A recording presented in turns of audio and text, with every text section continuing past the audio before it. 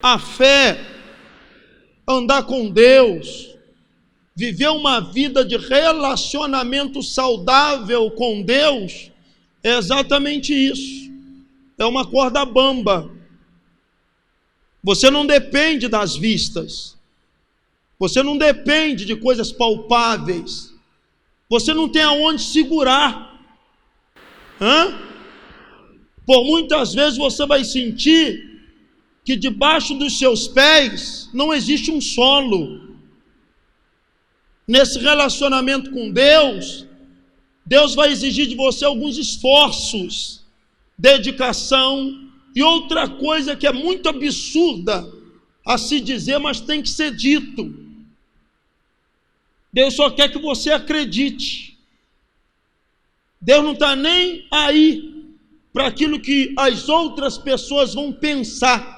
E às vezes a gente se importa tanto com isso, né? Poxa, eu vou fazer a obra do Senhor, eu vou me lançar agora na igreja, eu vou me doar no reino, Deus está me chamando para isso. O que vai pensar meu pai, minha mãe, minha mulher, meu marido, meu parente? O que vai pensar meu patrão agora? Eu estou pedindo demissão. Ele vai perguntar, por que você está se demitindo? Porque agora eu vou viver pela fé. Viver pela fé? Então isso acontece. É uma corda bamba, é um desafio o tempo todo, é um confronto. E eu preciso dizer que quando você pisa no degrau para começar a se relacionar com Deus, quando você pisa nesse primeiro degrau, é uma escada. É uma escada. E botou o pé no primeiro degrau, meu irmão, virá o segundo, o terceiro, o quarto, o quinto. E aí você vai vivendo uma vida de esforços, porém novos desafios, como também novos níveis. Para cada nível, nem todo mundo vai entender isso aqui não, tá, irmãos? Nem todo mundo vai entender. Pode continuar olhando para o lado aí se você quiser. Eu estou aqui como profeta de Deus para dar uma direção hoje. Nem todo mundo vai entender que o relacionamento com Deus é nível. Para cada nível que Deus te conduz, haverá um novo desafio, uma nova pressão, um novo tipo de pressão, um novo tipo de tratamento, entendeu? Um novo processo. Eu, pastor João Caetano, 28 anos de fé, pastor de uma igreja pela bondade, misericórdia e escolha dos céus. Eu preciso dizer isso aqui. Quantas coisas eu vivi, fui rompendo, mas até hoje, quantos desafios. Hoje ainda, se eu for olhar, quantos desafios ainda existem? Quanta pressão terei que viver ainda? Foi exatamente o que a gente viveu aqui ontem, a profecia da mulher de Deus, quando se dirigiu a mim. E depois estávamos jantando ali dentro, ela me entregou uma mensagem do Pai, que aquilo ali, meu Deus do céu, estreito para mim, dificultoso para mim, desafiador para mim. Ela me entregou algo profundo, ela e o marido, e um negócio doido. Aí você fala, poxa, eu estou com uma igreja desse tamanho, agora que dá para organizar, agora que dá para me sossegar, agora que a igreja vai começar a ter condições até de me manter se eu quiser, e agora vem outros desafios. Isso é uma vida de experiência, uma vida de relacionamento. Às vezes você tem um relacionamento com Deus, mas que não é saudável. É um relacionamento com Deus defeituoso, adoecido, genérico. Agora, relacionamento saudável com Deus, a ordem vem de lá para cá. Os desafios vêm de lá para cá. A direção vem de lá para cá. Aqui eu não apito nada, eu não dou direção nenhuma para Deus. Não, Caetano, é aqui, é ali, é aqui meu servo, é aqui, é ali. E às vezes Deus também não fala comigo, mas em um acontecimento eu sinto uma direção de Deus, como eu preciso agir naquela hora, porque num acontecimento eu sinto que Deus está se comunicando comigo, e não é diferente da história de Abraão, irmãos. Primeira vez que Deus se depara para Abraão, Deus fala, sai da tua terra, rapaz, ele sai. Depois de mais de 1000 km, na canela, aí Deus fala com ele. Passa mais um tempo, Deus demora a falar com ele, vem cá. Aí Deus vai falar com ele de novo, sabe quando? Quando ele quebra uma aliança com Ló. Então ele sai da terra, Deus fica em silêncio. E alguém perguntava: Abraão, para onde tu está indo? Não sei. Mas tu está indo para onde? Eu estou indo porque me mandaram sair, eu saí. Ele não sabia para onde ia. Mas ele ia, ele foi.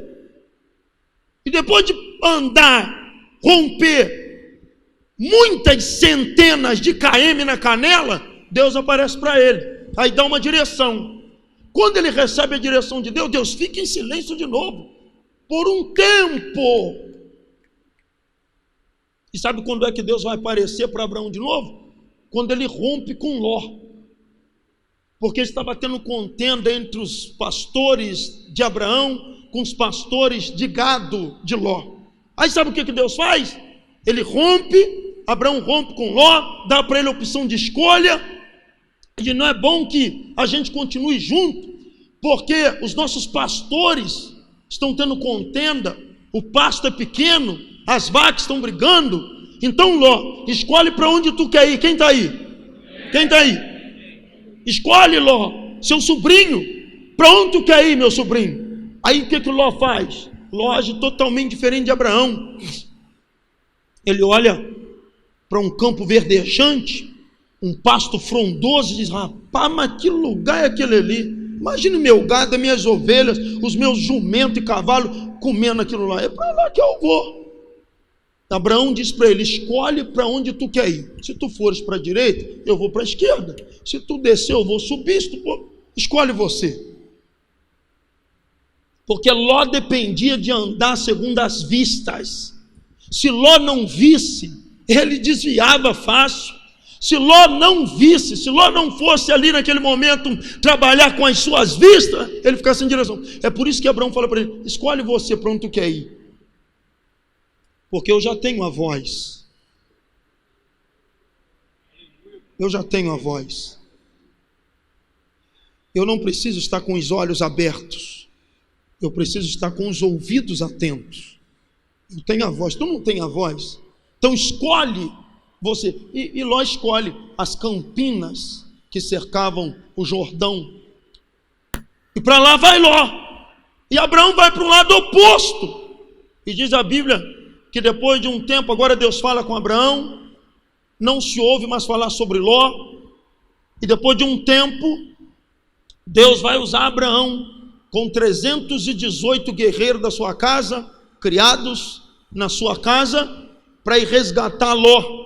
E Abraão, com 318 homens, ele vence 9 reinos, 9 poder de país, poder de reino, 9 reis, para resgatar o seu sobrinho Ló, que volta de lá, mas convertido um pouquinho. Mas não é sobre isso que eu quero falar. Eu estou falando que Deus, ele dá uma direção, e não adianta você pensar que aquela direção que Deus te deu no início da tua trajetória evangélica cristã, ela vai servir até para o final da tua vida. Porque na medida que tu vai se esforçando, na medida que tu vai caminhando com Deus, nesse relacionamento saudável, Deus, no meio dessa trajetória, ele vai te dando novas direções. Porque o território muda, a cultura muda, a filosofia muda. Então de lugar para lugar tudo muda. O que Deus faz? Ele vai te dando direção para o exato momento, para aquele tempo, mas de acordo com o que tu for rompendo. Mesmo então para aqueles que não saem do lugar e não rompem nada, aquela direção antiga de Deus fica ali. Porque essas pessoas não ousaram em romper, em sair dessa primeira fase, romper de nível. E o que mais me mata dentro de uma igreja são os religiosos, que quando estão diante de uma palavra profética, diante de um desafio, diante da fé, não, Deus não quer isso não, tá bom, não precisa disso, eu estou bem aqui. Os religiosos atrapalham demais o que Deus tem para fazer no meio do povo. Sempre foi assim, até nos dias de Jesus foi assim. Tinha sempre alguém do lado, que todas as vezes que Jesus falava que ele era do Pai, que ele e o Pai era um, que era importante que ele morresse, Jesus falando sobre o propósito, o objetivo de Deus, e alguém do lado perturbando. É sempre assim. Mas o interessante a saber é que você precisa estar com teu coração voltado à voz de Deus. Os teus ouvidos têm que estar muito atentos à voz do Senhor, porque para cada nível desse trajeto, desse percurso, você tem que ficar muito atento, porque Deus, de forma sensível, quase que imperceptível, ele vai te dando uma direção. E muitas gente que está do teu lado não vai entender. Às vezes parentes não entendem, às vezes os chegados não entendem, às vezes muitos crentes que são seus amigos aqui dentro da igreja não vão entender. Não adianta você tentar explicar, não adianta você tentar falar que Deus falou, que Deus te direcionou e que você vai... Não pega a visão, não pega, porque não está no nível, não está no mesmo espírito. Respeitosamente falando, eu digo, dentro de uma igreja tem gente que está em vários tipos de níveis. Então, se você fala de uma visão, se você fala de um propósito, se você fala de algo que Deus falou com você, não adianta Abraão se abrir para o pai dele, não adiantava Abraão se abrir para a mãe dele, para os parentes. Ló seguiu ele sem entender nada, porque, gente, as pessoas só vão conseguir entender um pouquinho quando vê um culto daquele como foi ontem aqui. Mas 12 anos se passou. As pessoas só conseguiram entender um pouquinho do que Deus está falando com Abraão depois que viram a sua mulher velha, pelancuda, quase gagá, que já havia cessado o fluxo menstrual há mais de 50 anos atrás, barrigudinha. É lombriga? É mioma? O que é aquilo lá? Pois é difícil reconhecer, mas é uma promessa de Deus que está sendo gerada. E alguém coça a cabeça daqui, coça a cabeça dali, não entendem, mas daqui a pouco ela vai dar à luz a um que, segundo a promessa de Deus, significa muito riso, muita alegria. Eu estou falando de Isaac. Até a própria mulher de Abraão, quando Deus fala sobre que Abraão seria pai de uma multidão, pai de uma grande nação, até ela ri. A Bíblia diz que Sara começou a rir. O nome desse menino vai se chamar Riso. Isaac significa riso, sorriso. Não tem problema não, ela pode não crer. Tu crê, bom, creio, então vai acontecer e ela vai gerar. E o tempo passa e daqui a pouco você vê uma velha de mais de 80, 90 anos, barriguda, 1 mês, 2 meses, 3, imagina um negócio desse. Que loucura é essa, irmão? Passa uma senhora aqui agora de 80 anos dizendo que está grávida. Quem aqui vai acreditar num negócio desse? Quem aqui? E outra coisa, nós temos experiência na Bíblia por alguém que gerou na velhice. Abraão não tinha. Abraão não tinha visto ninguém que na velhice havia gerado. Nem a sua mulher. Respeitosamente, é claro que ela teve que rir. É uma piada, uma promessa dessa aí. Só pode ser uma piada. É uma piada. E a Bíblia diz que ela riu. Então não é fácil entender o que Deus fala. Não é fácil entender o que Deus requer de nós. Não é fácil entender o que Deus está pedindo de nós. A Bíblia diz que ele sai, a Bíblia diz que ele caminha, a Bíblia diz que o tempo passa, muitos anos se passaram, beirando 30 e poucos anos se passaram, desde que Deus começou a falar com ele, até o menino nascer. O menino nasce, e o menino cresce, era o sorriso da família. 2 velhos criando um menino. Imagina Abraão chegando ali na terra e todo mundo olhando, já conhecendo Abraão. Mudou para cá um casal, Abraão com a mulher, e eles são velhos. E agora, rapaz, houve um choro de uma criança lá dentro daquela tenda lá, e eles têm um filho. E quando passa na rua que esse menino fala: ô, é teu neto? É teu neto?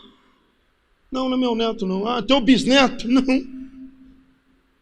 É meu? É meu? Filho. É meu? Porque ler a Bíblia é fácil, viajar na história que é difícil. Você entendeu um negócio desse? É meu filho. E a mulher? É nosso filho, é único. Vocês já tiveram filho? Não, nunca. Mas agora é. Mas como é que foi isso? Não tem como explicar isso não. Não explicar não. A gente vai arrumar problemas se começar a explicar isso aqui.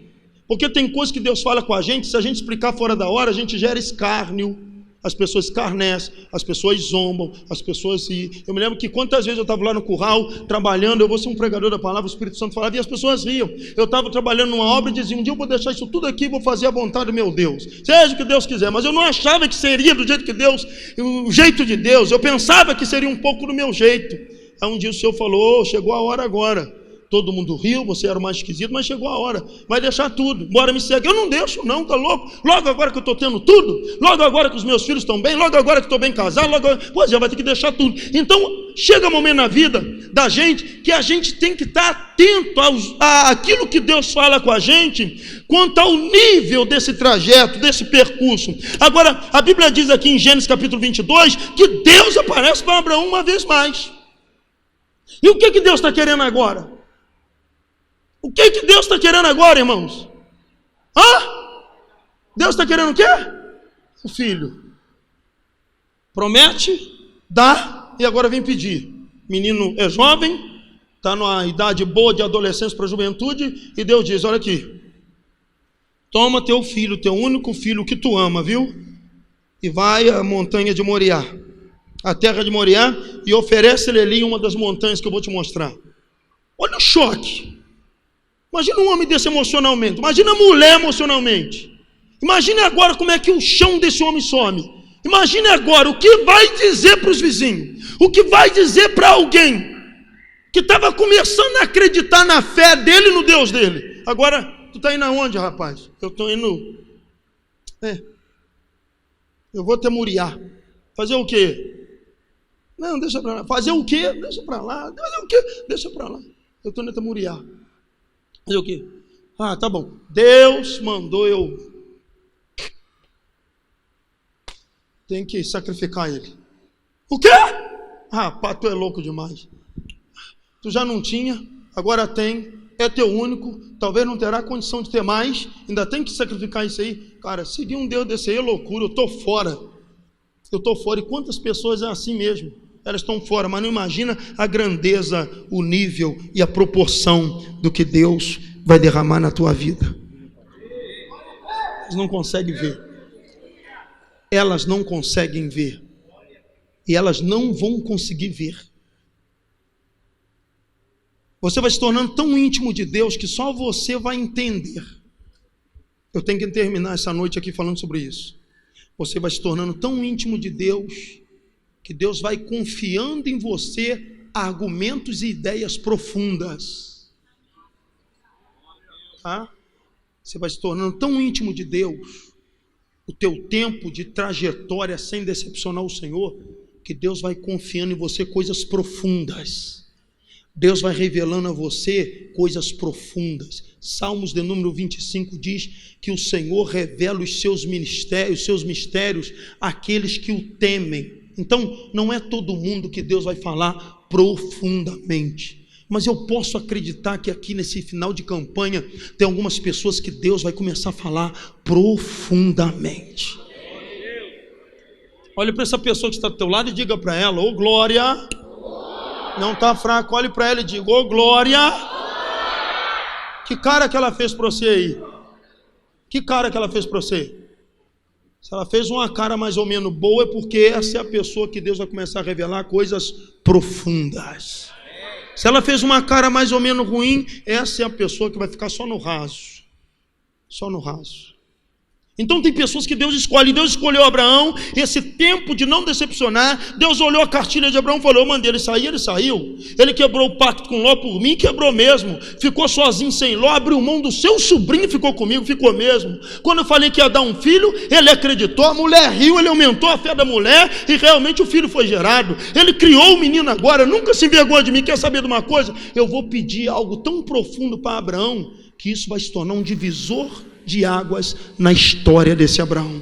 Eu não posso cumprir na vida de Abraão enquanto ele não provar para mim que ele está disposto a me dar o que eu vou pedir, e também provar para mim que o que eu coloquei na vida dele, ele vai provar para mim que não é dele, ele vai provar para mim que é meu. O que é que Deus faz com Abraão? Abraão, vai a Moriá, e eu vou te mostrar uma das montanhas, sim senhor, que tu vais sacrificar Isaac para mim. Rapaz, não é brincadeira não. Talvez vocês estejam muito distantes de entender o que é isso, mas eu já entrei no hospital com o caçula nos braços, entre a vida e a morte. E não foi culpa minha, não foi uma faca minha que estava no pescoço de meu filho. Imagine que estrutura tu tem que ter de saber que vai subir para um morro, uma montanha, vai fazer um altar, vai botar teu menino, o único que tu tem, o mais precioso, o amado, o sorriso da família, e agora tu vai arrancar um punhal e vai ter que passar no pescoço. E diz a Bíblia que Abraão fez o quê? Pensou 2 vezes, pensou 3 vezes, pensou 4 vezes. Qual é a promessa que Deus tinha com Abraão? Qual é a promessa que Deus tinha com Abraão? Vou fazer de ti pai de muitos. Voto é uma promessa que tu faz, dando uma palavra que vai cumprir se algo acontecer. E votou Jacó um voto ao Senhor, dizendo: se tu fores comigo, nessa trajetória que eu estou indo, nesse caminho que eu estou indo, e me guardar, e me der pão, e me der comida, e me der veste, e me livrar dos meus inimigos, e votou Jacó um voto ao Senhor: de tudo que tu me deres, eu vou te entregar a parte que é tua, o dízimo. E o que aconteceu com Jacó, irmãos? Jacó foi, Deus abençoou, deu pão, deu água, deu roupa, e ele voltou vitorioso, e ele chega a cumprir o voto. O que é um voto? O voto é uma promessa que tu faz na expectativa de que algo vai acontecer, e acontecendo tu vai cumprir a tua palavra. Isso é um voto. O que é um sacrifício? O sacrifício é diferente do voto. Sacrifício é diferente do voto. Enquanto o voto tu faz esperando para acontecer e você vai cumprir a tua palavra, o sacrifício tem o poder de apressar os acontecimentos. Eu faço votos por algo que eu penso, desejo e quero. Se Deus fizer isso, eu vou ser assim, eu vou ser fiel, eu vou devolver, eu vou abençoar, eu vou construir uma igreja, eu vou doar um som para a igreja. Me lembro que uma vez, na nossa terra, os plantadores de tomate estavam quebrando, os bichos comendo tudo, a praga comendo tudo, e destruindo tudo. Aí um rapazinho novo, diácono da igreja, por nome de Milton, foi no meu presbítero Milton, que era o meu pastor na época, mas era presbítero. Na nossa terra só consagra pastor quando tu praticamente está morrendo. Demora, presbítero é o top. Presbítero já ora, Deus opera, prega, faz tudo. É o pastor da igreja. E o Milton foi no presbítero Milton, o escurinho baixinho que eu falo para vocês, Milton Ramos. E foi no presbítero e falou: presbítero, por favor, eu vou perder tudo, vou perder minha casa, vou perder o pouquinho que eu tenho. Eu investi tudo nessa lavoura, eu investi tudo nessa plantação de tomate. Não tem jeito, a praga está comendo tudo. Eu não tenho mais dinheiro para comprar remédio, já gastei tudo que eu tinha com remédio, já fui no Ceasa, comprei, pulverizei. Não tem como, está comendo tudo. E se eu não colher, eu estou lascado. O presbítero Milton falou assim: uai, meu filho, então Jesus tem que resolver, né? Se tu está nessa situação toda, só Jesus pode resolver. Vamos na lavoura. O Milton falou com ele assim: não, se tu for lá, presbítero, orar e Deus me abençoar, eu vou dar o instrumento da igreja, eu vou abençoar o som da igreja, eu vou abençoar isso aqui, eu estou fazendo um voto. Então ele fez um voto por algo que aconteceria e ele voltaria para cumprir. Foi a mesma coisa Ana, e votou Ana um voto ao Senhor, dizendo o quê? Senhor dos exércitos, se benignamente atentares para a aflição da tua serva te lembrares, e a tua serva deres um filho varão, ao Senhor o darei, por todos os dias da sua vida, e sobre a sua cabeça não passará navalha. O que é um voto? Voto é algo que você lança como uma proposta de cumprir uma palavra diante de Deus, mediante uma perspectiva de acontecimento que tu precisa. Então foi assim com Ana, foi assim também com Jacó, e foi assim com outros. E o presbítero Milton foi lá na lavoura do Milton, e joelhou lá na terra, e levantou a mão e falou: Jesus, ó Jesus, tudo que ele tem está aqui. Se der errado, ele está lascado. Põe a tua mão aqui, Jesus, põe a tua mão. Sopra aquele vento que tu soprou lá no Egito, manda esses gafanhotos, essas pragas vão ser queimadas, e ele vai colher como nunca colheu. Um homem pretinho, baixinho, que custava cortar a unha, os dentezinhos tudo amarelinho, um paletó maior do que o corpo, mas onde levantava a mão, Deus se manifestava. E o que aconteceu ali? Deus reverteu o quadro. Deus reverteu o quadro. Miltim, Hilda e todos os seus parentes, se estiver me assistindo agora, sabe o que eu estou falando? Eles escolheram tanto. Na época ele comprou um Monzão, na época ele reformou a casa, doou bateria para a igreja, doou equipamento de som, abençoou, deu um dízimo altíssimo para a igreja, porque Deus dos altos céus ouviu aquela oração. Então o que é um voto? Um voto é uma promessa que tu faz por uma expectativa que tu tem. Se acontecer, eu dou a minha palavra que assim agirei. Tanto que a Bíblia diz, se fizeres um voto e não cumprir, porque o voto tu cumpre depois.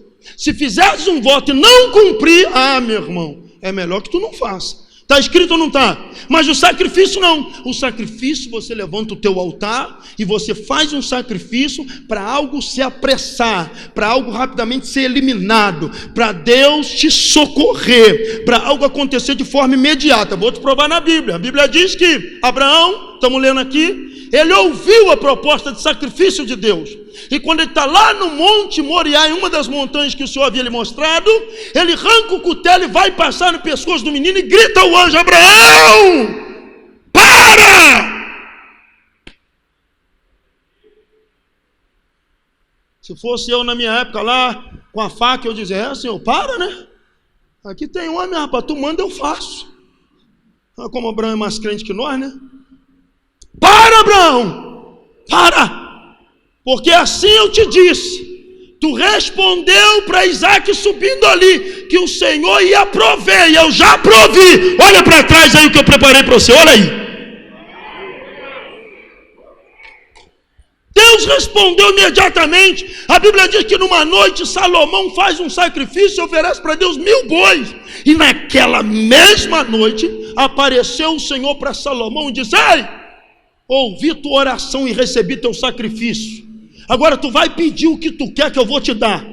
Então o sacrifício é por algo que é imediato. Se você está no extremo, se você está no seu limite, chegou a hora de você lançar um sacrifício diante de Deus.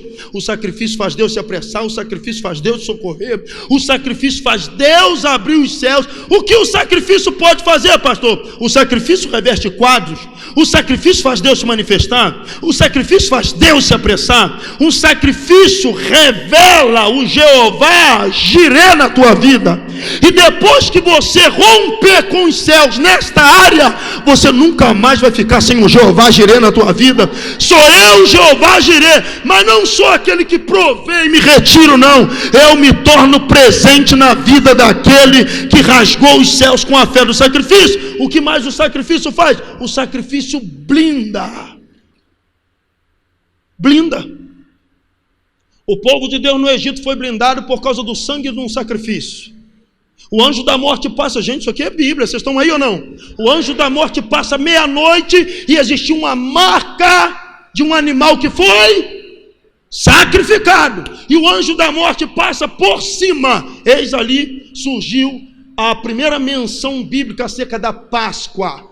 Páscoa não tem nada a ver com ovo de Páscoa, não tem nada a ver com coelhinho. A palavra Páscoa significa passar além da marca. Isso é Páscoa. E eles sacrificaram a Deus e o sacrifício blindou as famílias. O sacrifício tem o poder de fazer o quê, pastor? E eu vou encerrar aqui para a gente orar. Tu já entendeu a palavra? O sacrifício perpetua bênção, tá? Perpetua a bênção. O sacrifício perpetua o milagre. Deixa eu te falar uma coisa aqui. Se tu fizer um sacrifício a Deus por causa de algo, de uma bênção, de uma doença ou qualquer coisa, aquele milagre que vai entrar pelas suas portas, aquela bênção que vai entrar pelas suas portas, nunca mais poderá sair, porque o sacrifício tem o poder de perpetuar, o quê? A bênção, a bênção, a bênção, a bênção. Enquanto existir alguém levando o teu sobrenome, deixa eu ser mais profundo aqui hoje, enquanto existir alguém na terra carregando o teu sobrenome, irmão, a bênção vai perpetuando. Davi ofereceu a Deus sacrifício, é uma das fases mais difíceis do povo. Ele sacrificou o Senhor, porque ele havia levantado um censo sobre Israel. Deus ficou triste porque ele numerou a multidão. Ele envaideceu com aquilo e veio um anjo, uma praga, começou a matar o povo. Davi, o que eu faço? O que eu faço? Aí o profeta falou assim, rápido, vai em uma das montanhas, oferece um sacrifício para Deus. E o que ele faz? Ele corre até uma eira chamada Eira de Araúna. E quando ele chega a Araúna, eu preciso fazer um sacrifício, o povo está morrendo, tem que ser agora o sacrifício para Deus se apressar, aliviar o povo, aliviar a sentença, repreender o espírito, só um sacrifício. O profeta acabou de falar comigo ali agora, quanto tu queres nesse pedaço de terra aqui para mim sacrificar o Deus de Israel? Araúna diz o quê? Quem lembra? Não, rei, não precisa não, deixa eu aliviar, coitadinho do rei. Coitadinho, tu é o rei. Não. Eu não posso oferecer ao Senhor algo que não me custe nada. É sério isso aqui. Fala quanto custa a sua herdade. Tanto, está pago. Entrou, ofereceu um sacrifício e a morte foi soprada da terra. A sentença foi anulada. O quadro foi transformado. Eu estou dizendo para vocês que esta é a noite do nosso sacrifício. Por muito tempo aqui nessa igreja não levanta um sacrifício. Por muito tempo. Eu vou dizer algo com toda sinceridade. Por muito tempo eu não levanto um sacrifício aqui e estou atrasando a vida de alguns aqui. Porque um ambiente onde há fumaça de sacrifício subindo, eu vou te falar uma coisa, meu irmão, o céu fica aberto e as narinas de Deus vai sentindo o que está subindo. E Deus se manifesta. Olha para alguém que está do teu lado, pelo amor de Deus, e diga, é hoje. É hoje. Deus não vai te aliviar. É hoje. Não ofereça ao Senhor algo que não te custe nada. Um sacrifício perpetua a bênção. Um sacrifício perpetua o nível daquela atmosfera que você começou a viver. Quantos querem viver o que estão vivendo e continuar sentindo o que está sentindo? Um sacrifício de Cristo perpetuou na terra a salvação dos homens. Sabe quem pode anular aquele sacrifício e criar outro projeto de salvação? Ninguém! O sacrifício de Deus perpetuou a bênção de resgate, regeneração, conversão da humanidade. Um sacrifício perpetua a bênção. Eu não estava lá na cruz, você também não estava. Tem 2000 anos que esse negócio está dando certo e o sacrifício está perpetuado.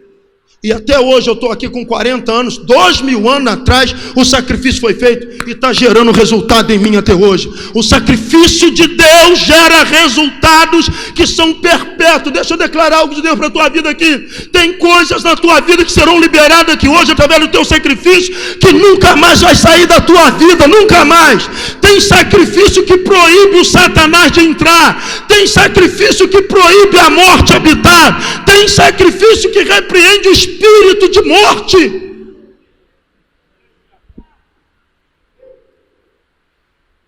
Olá, Massuri Calabás.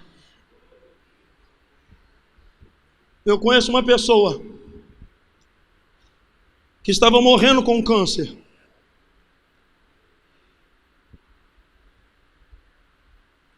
E não tinha muitos dias de vida.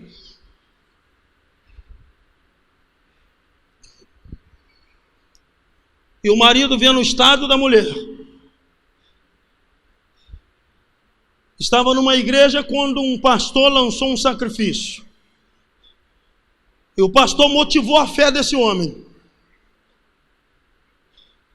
E esse homem resolveu oferecer algo para Deus que nunca havia oferecido. Ele resolveu sacrificar no altar do Senhor e ele deu parte daquilo que talvez não poderia ter dado. Ele pagou o preço por essa esposa. Sabe o que aconteceu? Ela ia morrer. E o quadro foi revertido. Deus entrou com providência por causa do poder de um sacrifício. Deus mudou o quadro da história dessa família. E essa mulher não morreu. Essa mulher pode morrer de qualquer outra coisa na vida, mas aquela doença nunca mais tem autoridade de mexer com ela, porque é um poder de um sacrifício. E essa pessoa está aqui hoje. Com todo respeito, irmã Márcia, é de ti que eu estou falando. Ali está o marido. Vem cá, Gabriel, vem cá, Gabriel Jorge, rapidinho. Isso é sério.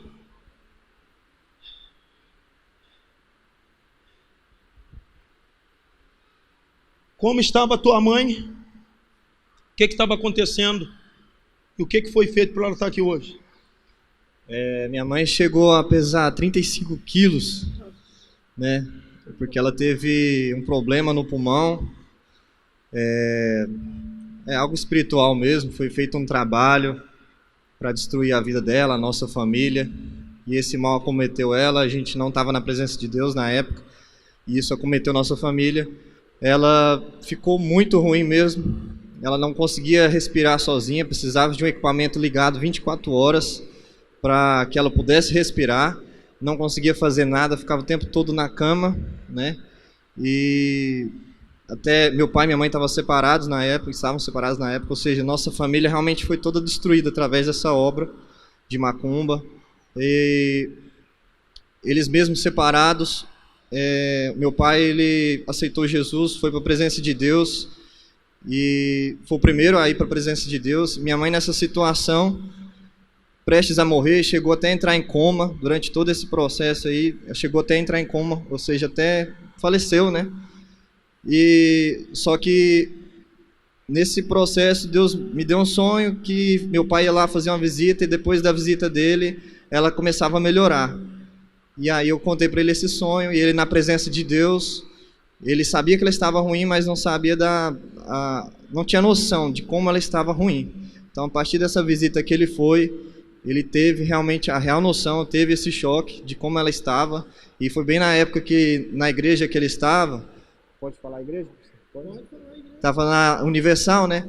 E bem na época tinha a Fogueira Santa, que é um momento que eles fazem lá o sacrifício, algo mesmo assim, que é o que o pastor está falando, algo que dói, algo que realmente é um sacrifício, né? Não tem outra palavra.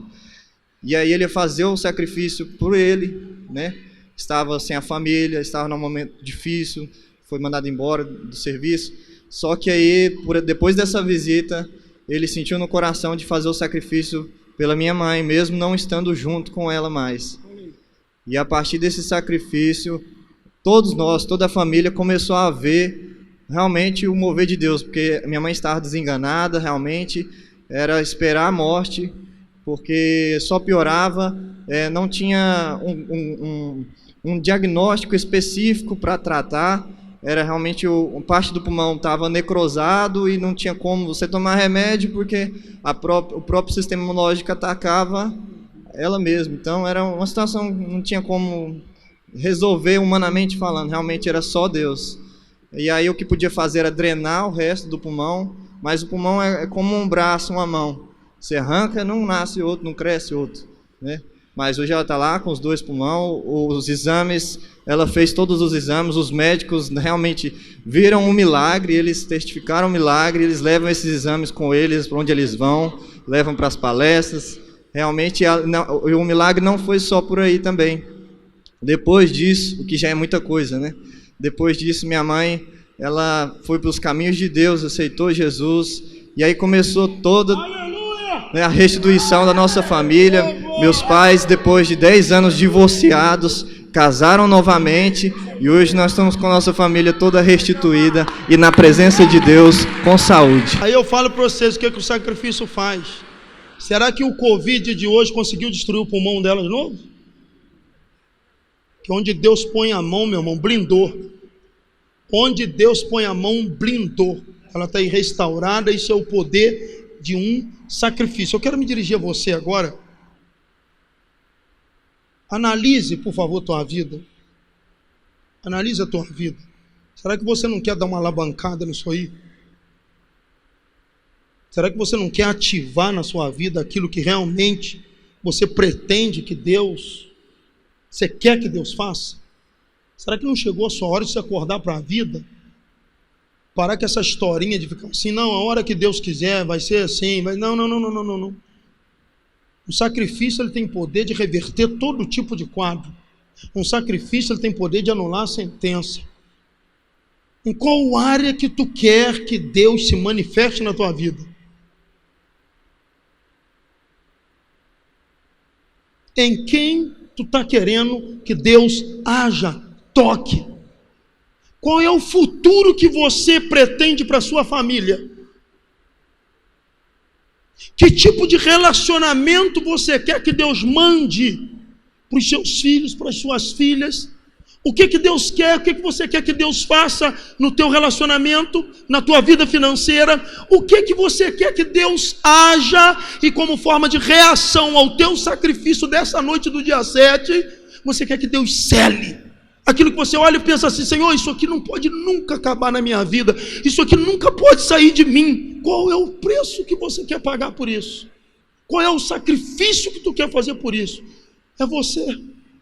É você agora. Chegou a sua hora de você levantar no teu coração uma proposta de sacrifício a Deus, por algo que você quer que seja perpétuo, contínuo. Eu creio que algumas pessoas que aqui estão não vão, aleluia, sofrer danos de vendavais, tempestades e tribulações, por mais que se levantem.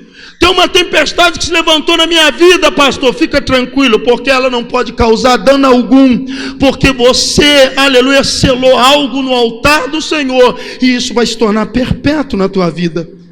Deus pode blindar você, blindar a tua empresa, blindar a tua casa, blindar a tua família, blindar teus filhos. Nós temos aqui pequenos empresários, grandes empresários, nós temos pessoas aqui que estão esperando para empreender, temos pessoas que estão esperando algo para poder botar o pé. Ei, vai esperar até quando? O que está faltando?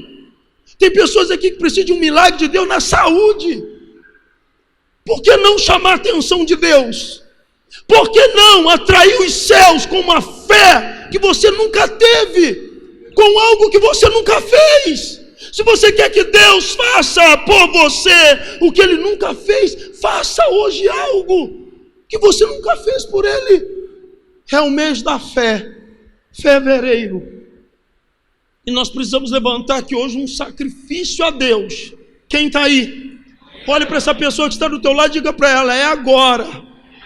Oh glória, oh glória, oh glória. O diabo que morda a testa. Essa igreja é uma igreja que é uma escola de profetas, e existe uma nuvem de Deus pairada sobre esse lugar aqui. Nós vamos sair de Moriá para Berseba.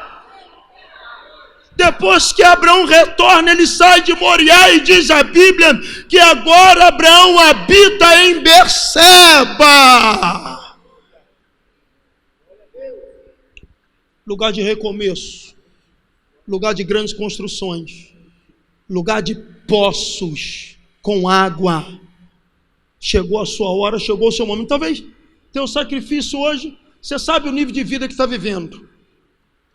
Você conhece o nível de vida. Eu estou lutando aqui agora contra espíritos malignos, eu estou lutando aqui agora contra mentalidade, eu estou lutando aqui agora contra achismo, e eu estou lutando agora contra incredulidade. Mas em nome de Jesus eu peito. Meu emocional entra em conflito agora, porque não era o que eu queria falar. Eu também estou em conflito. Não era o que eu queria falar.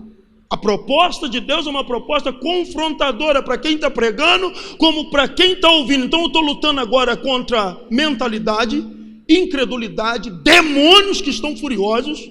Não estou dizendo que tenha demônio no teu corpo, mas tem demônio em alguma área da tua vida que está tentando impedir, amarrar algo que tem que ser liberado aí. O poder de um sacrifício libera a harmonia, a paz, a prosperidade, a graça, a prosperidade, a vitória, o milagre que você necessita. Onde você quer que a sua família chegue, onde você quer estar daqui a um tempo. Ei, cele isso aqui hoje. Pastor, o sacrifício quanto que é? Eu não sei. Quem sabe a sua vida é você, não sou eu. Mas o que você vê como sacrifício? Qual é o nível de vida que você está vivendo? Qual é o nível de vida que você está vivendo? Ah, pastor, eu reconheço que eu estou vivendo de salário mínimo. Então quinhentão para você é um sacrifício. Tem que ser. Ah, pastor, eu reconheço que eu ganho 5, 10 salário mínimo. Então, quem sabe o teu sacrifício é a partir de R$1.000. Eu estou sendo bem objetivo, porque senão tu vai levantar, vai pegar um envelope, vai botar 50 aí, vai falar que fez um sacrifício, e eu não posso ser covarde com você de entregar só a metade. Eu estou entregando tudo. Você sabe a sua realidade, e só Deus sabe o que daqui para frente tem para acontecer na tua vida. Eu não saio daqui preocupado hoje, eu saio daqui para viver o que está sendo ministrado aqui hoje. Você sabe seu nível. Não, eu não tenho, eu não posso, aí é desculpa, mas você sabe o nível que você está, o que Deus está te permitindo. Você sabe o que você tem de limite de cartão, limite de especial, o que você tem na conta, o que você não tem na conta, você sabe. Não tem ninguém trouxa aqui, todo mundo aqui é inteligente. O que é um sacrifício para você? Aquela oferta que tu dá domingo, aquela oferta que tu dá quinta-feira? Não. Um sacrifício é um esforço que te deixa preocupado. O que é um sacrifício? É algo que eu lanço para Deus. Se Deus não me socorrer daqui para frente, agora eu estou perdido. Isso é um sacrifício. Eu posso acreditar que a atmosfera é propícia para milagre. Eu posso acreditar. Na Arlete é fruto de muito sacrifício. Você tem muito testemunho para contar. Sei, Carlinhos. Outros aqui tem muito testemunho para contar. E todas as vezes que eu fiz um grande desafio aqui, eu fui apedrejado. Eu fui apedrejado, não tem problema não. Eu já estou sentindo falta de umas pedradas há muito tempo. Mas eu creio no Deus de milagres que vai recompensar a sua vida. Em nome de Jesus. Qual é o seu sacrifício? Por que causa? Pelo que tu vai sacrificar? O que te aflige? O que você teme? Qual é o medo que você tem? Execute isso hoje. Elimine isso hoje da sua vida. Executando obediência. Pastor João, como que eu faço? Faça. Mas pastor, não tem mais. Faça seu sacrifício. Coloque no teu coração aquele problema, aquela situação, o que você quer que cele, o que você quer que perpetue. Essa área da minha vida aqui, o que eu estou vivendo nessa área da minha vida só vai melhorar a partir de hoje, não vai piorar, e por isso eu vou fazer um sacrifício. Eu não vou ter mais medo das decepções do passado, as frustrações que eu passei, as decepções que eu enfrentei, as percas que eu tive, porque hoje, nessa conclusão de campanha, eu selo na minha vida com esse sacrifício, essa área da minha vida, da minha história, da minha família, e aqui não vai dar errado mais.